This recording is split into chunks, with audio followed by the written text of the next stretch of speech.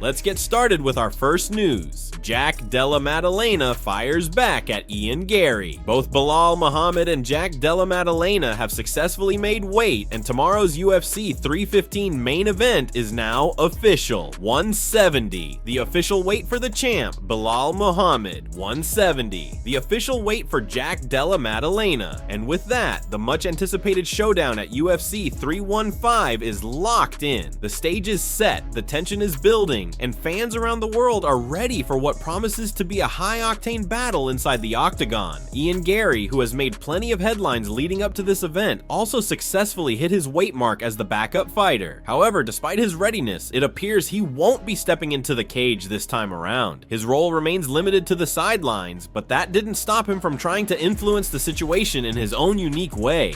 Ian has been running a very ODD and amusing campaign to mess with Jack Della Maddalena's preparation, placing bags of M&Ms in strategic places in an attempt to tempt or distract him during weigh-ins. One such stunt included placing a bag of M&Ms right on top of the official scale. A cheeky jab, clearly intended to play mind games. Ian took things even further when he had his son, or who he claims is his son, walk up to Jack during an interview and hand him a bag of M&Ms. It was a surreal and somewhat humorous moment, clearly designed to unsettle JDM ahead of his most important fight to date. This bizarre move was captured on camera, and it quickly spread through the MMA community, drawing mixed reactions from fans and fighters alike. But Jack Della Maddalena handled it all with class and control. Speaking at the press conference last night, JDM addressed the antics directly. His reaction was composed but sharp. He said, "I don't even like M&Ms," dismissing the entire stunt as childish. He went on to question the authenticity of the kid, stating, "I don't think that's actually Ian's son." These words, delivered with calm confidence, made it clear that JDM was not rattled. If anything, he saw through the mind games and stayed focused on the task at hand. Clearly, Jack Della Maddalena was not amused, and his response sent a message. He's not here to play games, he's here to fight. While Ian Garry may have tried to stir the pot with M&Ms and mischief, JDM fired back not with loud words or drama, but with a measured and cutting response. The kind that shows he's ready mentally and physically for WAR inside the cage. Moving on to another headline, Jon Jones has made a bold statement that's sure to stir debate in the MMA community. According to Bones himself, if he had fought Daniel Cormier at heavyweight during both of their peaks, the result would have been even more one-sided than their previous meetings at light heavyweight. Jones said confidently, "Peak Bones versus Peak DC at heavyweight. I believe I beat Daniel Cormier worse than I beat him at light heavyweight." This is a powerful claim coming from the former light heavyweight king, who already holds 2 wins over Cormier, one by decision and one by brutal knockout, though the second was later overturned to a no contest. Regardless, both fights showcase Jones's superior striking, reach, and fight IQ. But Jones believes that at heavyweight, his advantages would have only been amplified. He explained his reasoning, saying, "I feel like my speed has transferred over in a way that his hasn't. I think I beat him up pretty worse at heavyweight. I kick harder. I know he punches harder as a heavyweight, but I kick a lot harder." According to Jones, the transition to heavyweight hasn't slowed him down. In fact, he believes it has made him even more dangerous. While Cormier's punching power may have increased at heavyweight, Jones argues that his speed, precision, and especially his kicking power would have overwhelmed Cormier in a third fight. He then brought up their second encounter,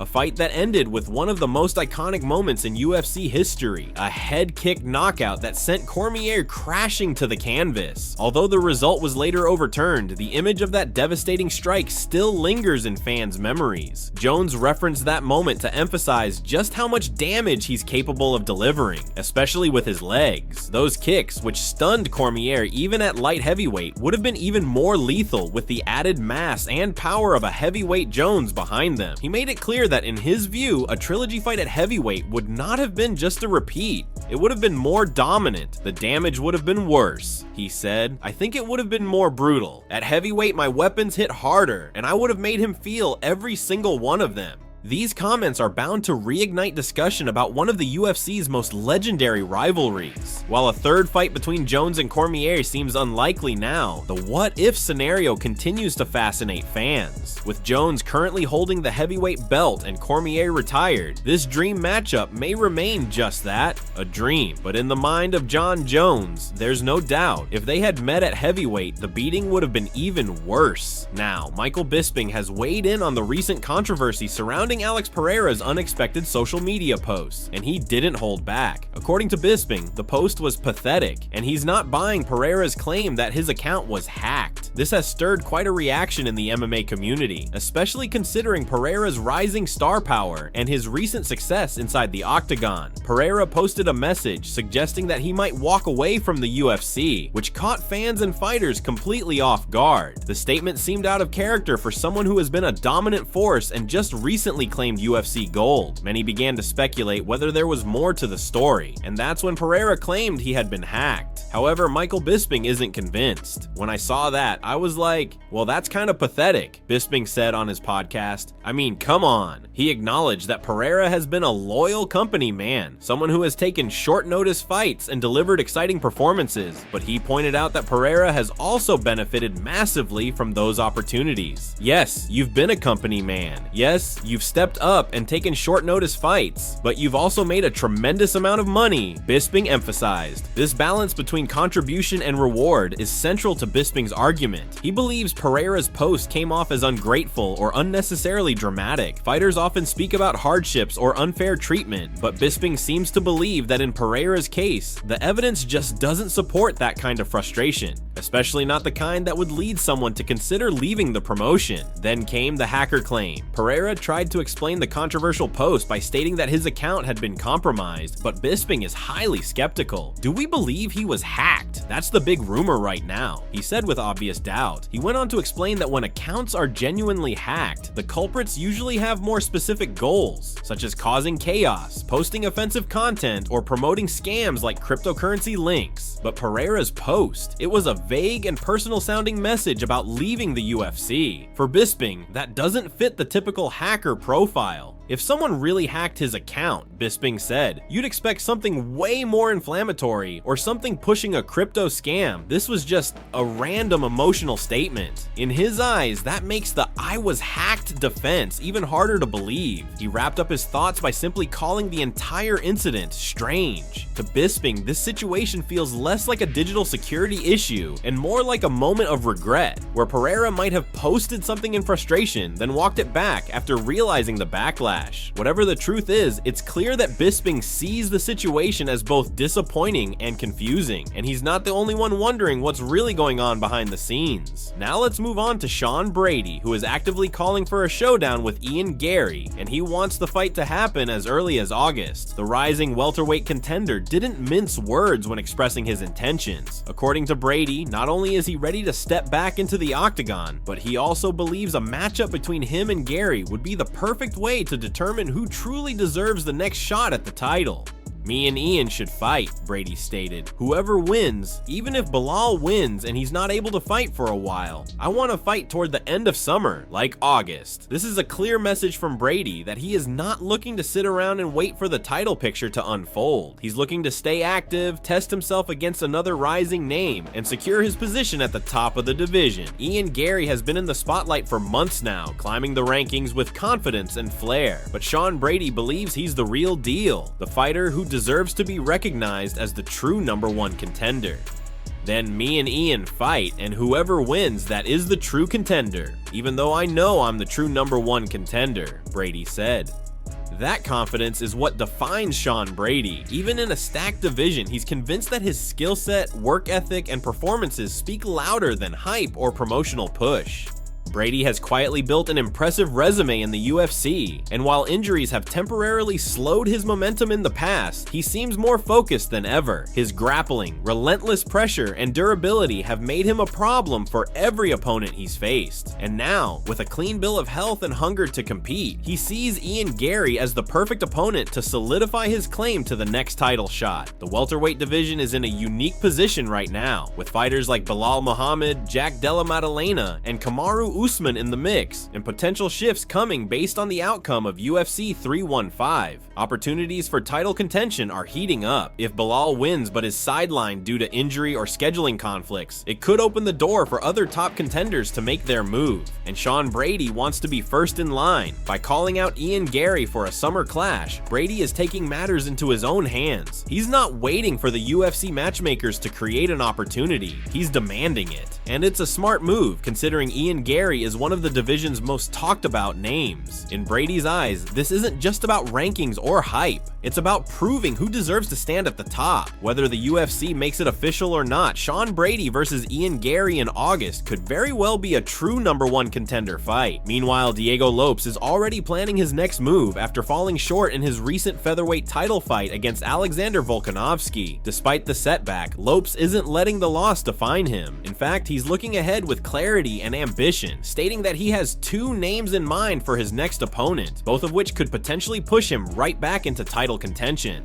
Lopes revealed that his main focus is to fight at Noche UFC in September, which is expected to take place in Guadalajara, Mexico. He explained, "My focus is to fight at Noche UFC in September. 2 names I can mention that I'd like would be the rematch against Movsar Evloev or a fight against Yair Rodriguez. These are not just random names. Both fighters are highly respected in the division, and a win over either would make a strong case for Lopes' return to the top." Lopes stressed that he's not chasing names for fame, but rather for positioning. "Either of those guys gets me close to the title. The fights that I have to take are the ones that guarantee me to fight for the belt next." For Lopes, it's all about strategy. He knows he's still within striking distance of another title shot, and he's choosing his path carefully. While Lopes admitted that he hasn't overanalyzed every detail yet, he's made one thing crystal clear: location matters. "I haven't really thought about it too much, but obviously we have Noche UFC in Guadalajara. That's my objective, to fight there. The fight that I want is the one that gets me closest to the title, regardless of who it is." What Lopes really wants is the UFC's stamp of approval, a clear directive that if he wins his next bout, he's back in the title picture. "I want the fight where the UFC goes, okay, win this one and you're fighting for the title. That's the one I'm taking." No problem on who deserves the next title shot. He gave special mention to Movsar Evloev, calling him someone the UFC has been cooking for years. Despite Evloev's less exciting style, Lopes respects the body of work and consistency Movsar brings to the table. Even though people don't like his style, he's won key fights to earn an opportunity.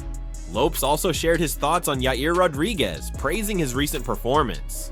"Alcantara had a good showing in his last fight. I think the UFC had to offer him something. I don't think it was just, hey, fight this guy because he's the only one available. I don't think he'd fight a newcomer outside the rankings without getting some promise or offer." In the end, Diego Lopes made it clear he's open to either challenge as long as it brings him closer to the belt. Whether it's a rematch with Evloev or a Mexican showdown with Rodriguez, Lopes is ready to take the fight that moves him one step closer to UFC gold. And finally, there's major news involving Ilia Topuria and the future of the UFC lightweight division. According to UFC President Dana White, the winner of the highly anticipated Belal Muhammad versus Jack Della Maddalena showdown will play a critical role in determining who Ilia Topuria fights next, either Islam Makhachev or Charles Oliveira. During International Fight Week at UFC 317, in a brief but impactful comment during a recent interview, Ilia Topuria mentioned that the outcome of this welterweight clash will influence who his opponent will be in his next bout. Specifically, if Belal wins and becomes temporarily unavailable, or if certain scenarios unfold, Topuria could step into a mega fight against the lightweight kingpin. This immediately sparked questions from fans and media alike, prompting a need for clarification. When Dana White was asked directly whether this was true, he responded with a telling line: "There's a lot of moving parts right now, and yeah, that's pretty accurate." That's as close to confirmation as it gets in the UFC, and it means the stakes for UFC 315 are now higher than anyone could have imagined. This isn't just about a welterweight title, it's a domino effect that could set the stage for one of the most hyped cross-division fights of the year. This new development ties into a larger picture where everyone in the division is fighting for more than just wins. They're fighting for position, legacy, and history. From Jack Della Maddalena trying to break through into elite status to Belal Muhammad attempting attempting to finally secure long overdue respect and a belt, this fight now comes with massive implications beyond their own division. And it's not just them. Across the board, the UFC is teeming with fighters making bold moves. Jon Jones is still talking dominance even from the sidelines. Alex Pereira is stirring up controversy with his social media post, and Ian Garry's mind games have been pushing buttons all around. Meanwhile, Shawn Brady is calling for his shot at recognition. Diego Lopes is eyeing redemption with precision, and Topuria is perched on the edge of a super fight, one that could define his career. With so many narratives in play, UFC 315 might be one of the most consequential cards of the year. A win here or a loss there could open or close the doors to championship opportunities. For Topuria, this is more than a wait-and-see situation. It's a defining moment hanging in the balance. As we approach International Fight Week, the energy in the air is electric. The stakes are massive. Careers are on the line. And for fighters like Ilia Topuria, this could be the difference between being a contender and being a superstar. The battle lines are drawn, and the fight for legacy is just beginning.